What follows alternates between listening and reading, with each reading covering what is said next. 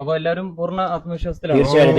തീർച്ചയായും ഞങ്ങൾ UDF മൊത്തത്തിൽ ഒറ്റക്കെട്ടായിട്ട് ഞങ്ങൾ പ്രചരണത്തിന് ഇറങ്ങിയിട്ടുള്ളത്.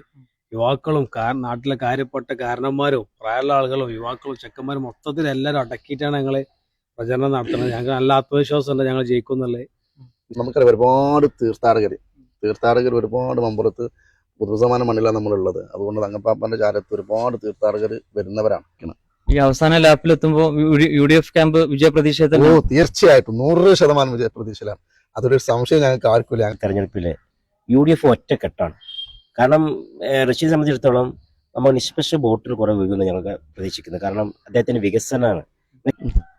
സ്ഥാനാർത്ഥി പര്യടനത്തിൽ ഇന്ന് നമ്മോടൊപ്പം ചേരുന്നത് അബ്ദുറഹ്മാൻ നഗർ ഗ്രാമപഞ്ചായത്ത് നിലവിലെ പ്രസിഡന്റും 22ാം വാർഡ് UDF സ്ഥാനാർത്ഥിയുമായ റഷീദ് കൊണ്ടാണത്ത് പ്രചരണ കാര്യങ്ങള് നമ്മളോട് വിശേഷങ്ങൾ പങ്കുവെക്കുന്നുണ്ട്.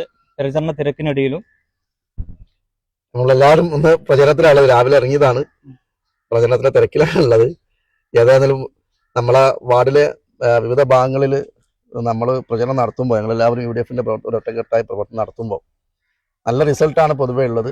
ആളുകൾ ഭാഗത്തു നിന്ന് നമ്മൾ തിരിച്ചു കിട്ടുന്ന റിസൾട്ടൊക്കെ എല്ലാം പോസിറ്റീവ് റിസൾട്ടുകളാണ്. നമുക്കറിയാം, ഞാനൊരു ജനപ്രതിനിധി എന്നുള്ള നിലയ്ക്ക്, തൊട്ടടുത്ത വാർഡിലെ ജനപ്രതിനിധി എന്നുള്ള നിലക്കും ഈ പഞ്ചായത്തിൽ പ്രസിഡന്റ് എന്നുള്ള നിലക്കും നടത്തിയ പ്രവർത്തനങ്ങളെക്കുറിച്ച്, അതേപോലെ ഈ വാർഡിൽ നടത്തിയ പ്രവർത്തനങ്ങളെക്കുറിച്ചൊക്കെ ആളുകൾ ബോധവാന്മാരാണ്. അതുകൊണ്ട് തന്നെ ജനങ്ങൾ നമ്മൾ വിശ്വാസം അർപ്പിക്കും എന്ന് തന്നെയാണ് നമ്മൾ വിശ്വസിക്കുന്നത്. വാർഡ് വിഭജനത്തിന് ശേഷം എന്തൊക്കെയാണ് വാർഡില് വോട്ടർമാർ കൂടിയോ? അങ്ങനെ മാറ്റങ്ങൾ വന്നോ? ഇല്ല, നിലവിൽ വാർഡ് വിഭജനത്തിന് ശേഷം വോട്ടർമാർ കുറഞ്ഞു തന്നെയുള്ളത്. ഏകദേശം 1700ഓളം വോട്ടർമാർ ഇനിയും ബാക്കിയുണ്ട്. നമ്മൾ ഈ വാർഡിന്റെ വെട്ടത്ത് ബസാറിന് കുറച്ച് അങ്ങോട്ടുള്ള ഭാഗം, ഹെൽത്ത് സെന്ററിന്റെ സബ് സെന്ററിന്റെ ഏരിയ മാത്രമാണ് എമ്മൻകോളിന്റെ ഭാഗം ഇതിന് ഒഴിവായിപ്പോയി.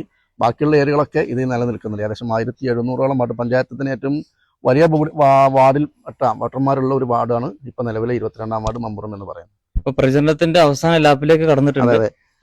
എങ്ങനെ നോക്കിക്കാണുന്നു പ്രചരണത്തിന്റെ?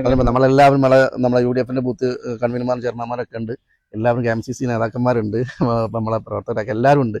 അപ്പോൾ ആ നിലയ്ക്ക് തന്നെ നമ്മൾ നല്ല നിലയിലുള്ള പ്രവർത്തനങ്ങൾ കാഴ്ചവെച്ചിൻ്റെ അടിസ്ഥാനത്തിലുള്ള ഒരു സംവിധാനം വോട്ടർമാരുടെ ഇടയിലേക്ക് പോകുമ്പോൾ ഒരു പോസിറ്റീവ് റിസൾട്ട് നമുക്ക് കിട്ടുന്നുണ്ട്.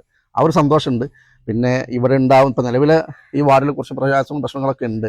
അതൊക്കെ അവരെ അഡ്രസ്സ് ചെയ്യുമ്പോൾ അതിന് പരിഹാരം കാണാൻ വേണ്ടിയിട്ട് നമ്മൾ അത് പ്രതിജ്ഞാബദ്ധരാണ്. അത് അവരെ ബോധ്യപ്പെടുത്തുന്നുണ്ട്.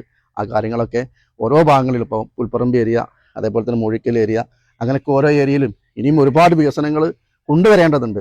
അപ്പോൾ അതിൻ്റെ ആ വിഷയങ്ങൾ വോട്ടർമാർ നമ്മളുമായി പങ്കുവെക്കുന്നുണ്ട്.